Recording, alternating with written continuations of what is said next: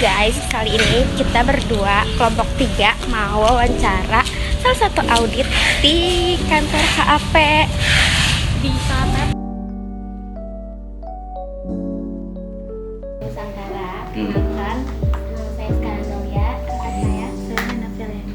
Iya. Bapak dengan Saya sudah dengan Adri selaku asisten manajer di KAP Heroni dan Rekan. berarti selaku auditor. Ya, auditor. Baik. Hmm. Jadi di sini kami mau mempertanyakan masalah tentang opini tidak wajar yang diberikan kepada auditor. Jadi penyebab utama dari opini tidak wajar yang diberikan kepada auditor itu apa? Oke, jadi dasarnya auditor itu kita merujuk pada SA 705 revisi 2001. Nah, di situ diatur mengenai opini tidak wajar tadi ya. Nah, opini tidak wajar itu, nah kita lihat dari penyebabnya itu pertama dari laporan keuangan itu mengandung kesalahan penyajian material, kemudian ada ketidakmampuan untuk memperoleh bukti audit yang tepat. Nah, kalau material tetapi tidak pervasif itu masuknya opini wajar dengan pengecualian. Terus kalau misalnya ketidakmampuan untuk memperoleh bukti audit yang cukup dan tepat, material tetapi tidak pervasif itu masuknya opini wajar dengan pengecualian. Nah, tapi kalau misalnya material dan pervasif, yang pertama itu yang laporan keuangan tadi yang saya sebutkan di awal. Nah, itu laporan keuangan mengandung kesalahan penyajian material itu maksudnya opini tidak wajar. Jadi kalau kita cek nih di laporan keuangan, misalnya terhadap akun-akun yang material itu ternyata dampaknya pervasif itu maksudnya mempengaruhi akun-akun yang lain gitu. Nah, itu tidak wajar, betul. Nah, terus ada lagi kalau kita nggak dapat peroleh bukti, nah itu jadinya kita tidak bisa memberikan pendapat. Nah, jadi kan tadi ada wajar dan pengecualian.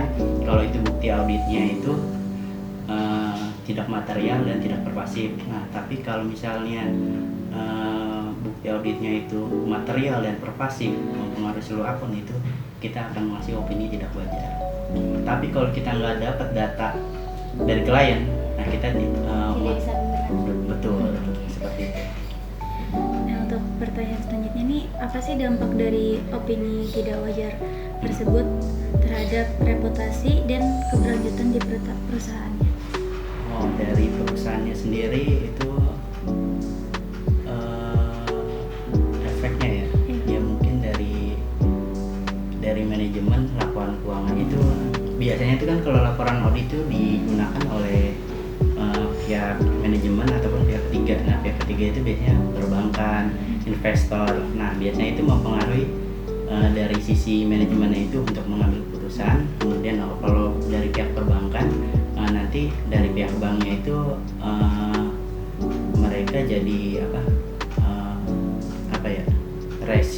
resiko misalnya ingin meminjam ke bank kan itu kita butuh laporan audit. Nah, itu salah satunya mungkin bank tidak bisa memberikan pinjaman atau plafon yang diinginkan. Nah, kemudian kalau dari pihak investor jadi mikir 2 kali gitu untuk invest di perusahaan itu. Itu sih dampaknya. Terus selanjutnya apa tindakan yang diambil oleh manajemen setelah menerima opini tidak wajar? Oke, dari manajemen ya. Iya. Apa tindak lanjutnya? Apa tindakan yang bisa diambil oleh manajemen setelah menerima opini? Oh, kalau dari manajemen sih biasanya kita dari KAP dulu ya. Iya. Kita nerbitin namanya manajemen letter. Nah, manajemen letter itu berisi tentang misalnya kondisinya seperti apa di akun itu, terus kriterianya apa. Terus habis itu kita akan ngasih saran. Nah, terus habis saran dan rekomendasi. Nah, nanti dari manajemen itu akan menindaklanjuti atas temuan itu sih, seperti itu. Jadi kita nerbitin dulu, misalnya ada temuan juga akun piutang. Nah, piutang itu kriterianya seperti apa? Kriteria itu kayak misalnya pesakannya mengatur itu apa, kemudian pertama kondisinya dulu, kondisi akun itu seperti apa, terus kriterianya yang harusnya itu seperti apa, terus kita kasih rekomendasi. Nah, seharusnya akun ini seperti ini. Nah, nanti manajemen akan itu juga kayak seperti komen juga di manajemen letter itu, kami akan menindaklanjuti dan sebagainya, seperti itu sih dari manajemen.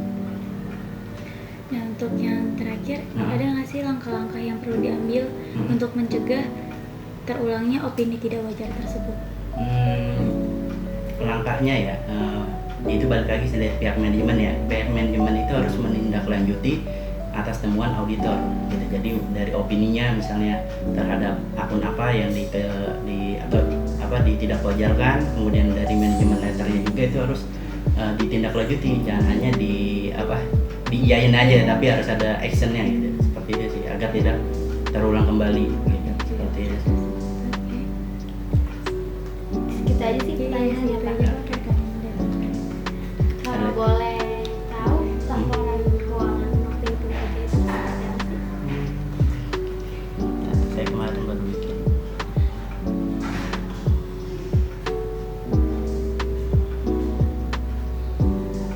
Tapi ini saya nggak bisa publikasi ya. Iya, nggak apa-apa. Kita cuma mau Tahu aja.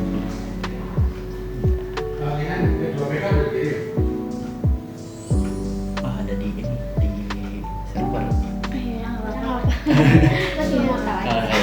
Ada yang tidak menyatakan pendapat, soalnya kalau tidak wajar ada di server. Nah, paling di ininya sih mungkin saya bisa tunjukin. Bentar. Iya, mungkin dari SA aja. Nah, ini kan ada dasarnya kita melakukan opini wajar atau enggak. Ini ada dasarnya yang tadi saya sebutin. Nah, ini misalnya kalau misalnya laporan keuangan ini mengandung tapi matra dan perpasif itu opini kita tidak wajar. Kita dasar lengkapannya di sini. Mungkin nanti bisa saya share sini. Ini terkait SK 700. Ini bisa juga diakses di Google. Dan ini bentuk opininya. Tidak wajar nih seperti ini model. Nanti di sini ada basisnya apa nih yang tidak wajar itu, misalnya akun apa gitu. Seperti itu. Dari akun. Iya, misalnya akun piutang, misalnya kita pernah menentuin batas dulu kan, misalnya batasnya 1M, ternyata ada kesalahan tuh material di angka 5M. Nah itu kalau mempengaruhi keseluruhan akun-akun, nah itu kita bisa ngasih opini tidak wajar. Boleh sih ini saya share. Boleh. Boleh mitra ini. Ya, Pak. Terima kasih sih atas itu aja. Maaf ya mengganggu waktunya. Jangan Pak siapa? Andre. Adri. Sama siapa? Ya. Oke guys, jadi kita udah selesai wawancara auditor dengan Pak Andri, salah satu auditor di kantor HP Akuntansi.